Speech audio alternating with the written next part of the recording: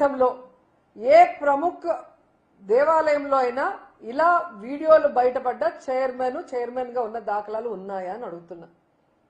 ఎంత నీచం అండి.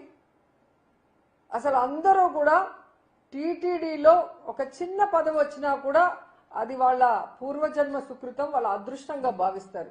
అలాంటిది సాక్షాత్తు టీటీడీ బోర్డు చైర్మన్ గా పదవి వస్తే ఈరోజు బిఆర్ నాయుడు గారు చైర్మన్ గా ఎక్కడైనా ఆయన ప్రవర్తించాడా?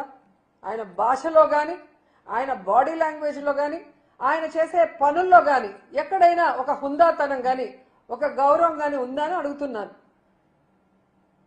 ఆయన ఎప్పుడూ కూడా టీటీడీ బోర్డు చైర్మన్ గా వ్యవహరించరు. ఆయన ఆ రోజు నుంచి ఈ రోజు వరకు టీవీ5 బిఆర్ నాయుడు గానే వ్యవహరిస్తున్నాడు.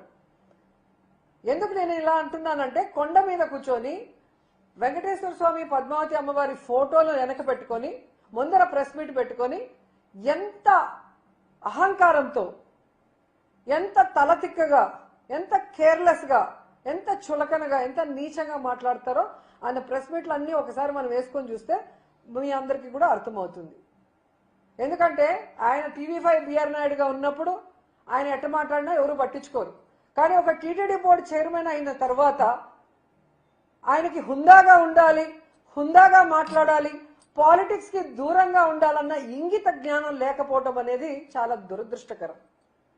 ఎందుకంటే కొండ మీద బిఆర్ నాయుడు చైర్మన్ గా అడుగుపెట్టిన తర్వాత ఎన్ని జరగాలో అన్ని జరిగాయి. ఆయన ఎలా రియాక్ట్ అయ్యారో మనం అందరం కూడా చూసాం. ఎందుకంటే గతంలో ఎంతో మంది చైర్మన్ గా పనిచేసినప్పుడు ఇలాంటి అపశృతులు ఎప్పుడు కూడా జరగలేదు. కానీ ఈరోజు బిఆర్ నాయుడు చైర్మన్ అయిన తర్వాత ఒక్కొక్కటిగా చూడండి గోవులు, దాదాపుగా 100 గోవులు చనిపోయినాయి. ప్రెస్ మీట్ పెడతాడు, ఏ వయసు అయిపోతే చనిపోవా?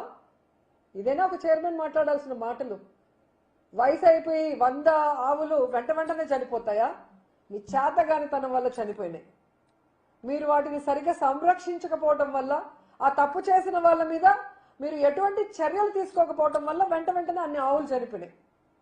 అసలు ఒక ఆవు అయితే ఏకంగా గోశాల నుంచి బయటకు వచ్చి రైల్వే ట్రాక్ లో ట్రైన్ గుద్ది చనిపోయింది.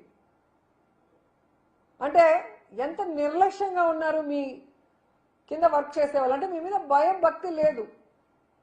ఎందుకంటే మీకే దేవుడి మీద భక్తి లేనప్పుడు వాళ్ళు మీకెందుకు భక్తిగా ఉంటారు అనేది ఆలోచించాలి. అలాగే మీరు చూస్తే భగవద్గీత హిందువులందరూ ప్రతిరోజు ఒక పేజీ అయినా చదవాలి భగవద్గీత అని పెద్దలు చెప్తారు. ఆ భగవద్గీతలో ఉన్న సారాంశాన్ని తెలుసుకొని ఆ విధంగా తమ జీవితంలో ఉన్నతమైన విలువలతో నడుచుకోవాలి అని పెద్దలు చెప్తారు.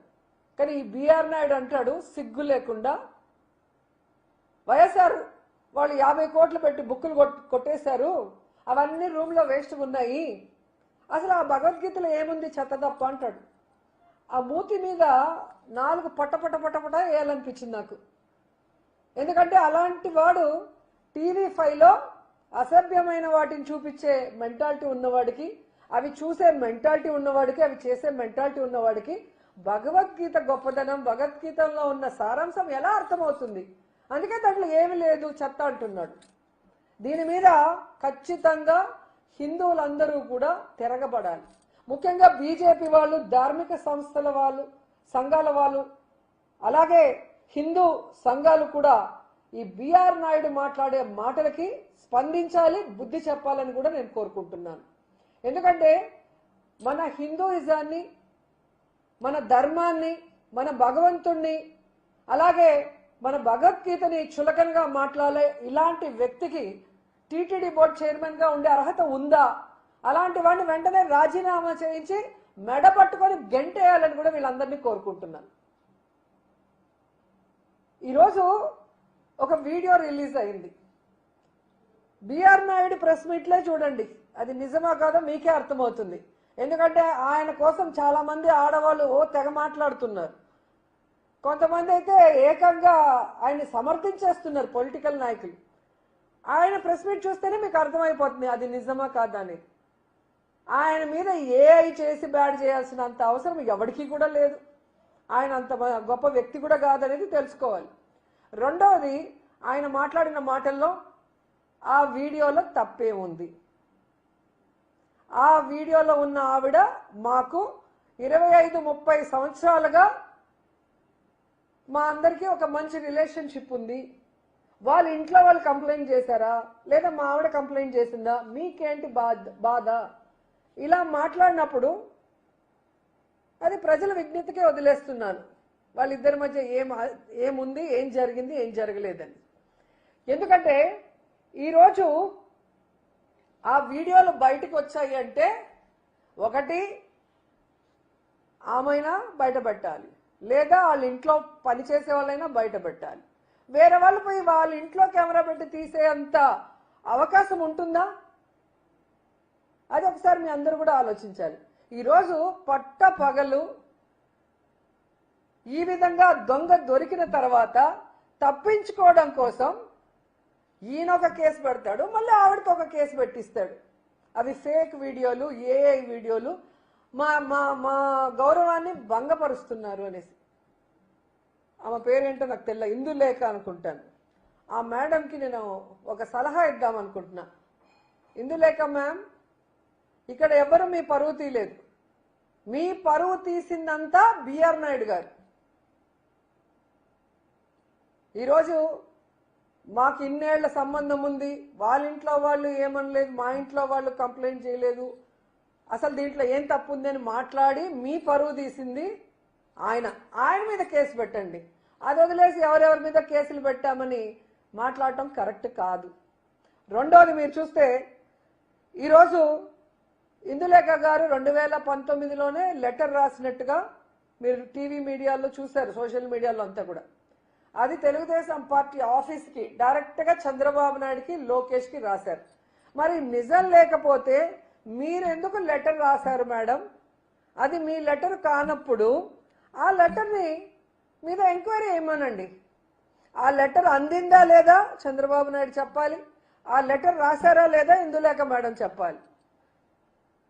చేయాల్సిన తప్పులన్నీ అందరూ చేసేసి ఎంతసేపు వైఎస్ఆర్సీపీ మీద దుమ్మెత్తి పోసేదానికి రెడీగా ఉంటారు.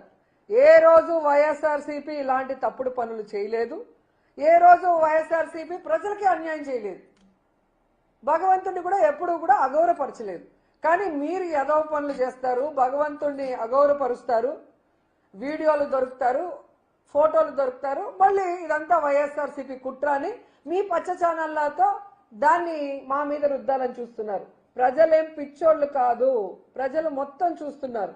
బిఆర్ నాయుడు గారు చైర్మన్ అయిన రోజు నుంచి ఈ రోజు వరకు కొండ మీద ఏ విధంగా తాగేసి మాడ వీధుల్లో తిరిగిన దాఖలాలు చూసాం, మర్డర్ జరిగిన దాఖలాలు చూసాం, గోవులు చనిపోయింది చూసాం, మాంసం తిన్న దాఖలాలు చూసాం.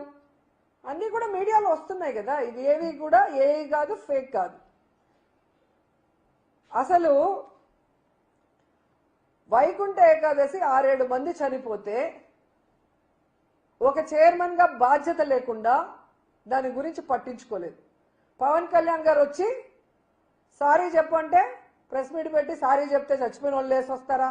ఎవడో చెప్తే సారీ చెప్పమంటే నేను చెప్తానా? అంటే నరాన బిఆర్ నాయుడుకి కొవ్వు ఎలా కొట్టుకుంటుందో చూడాలి.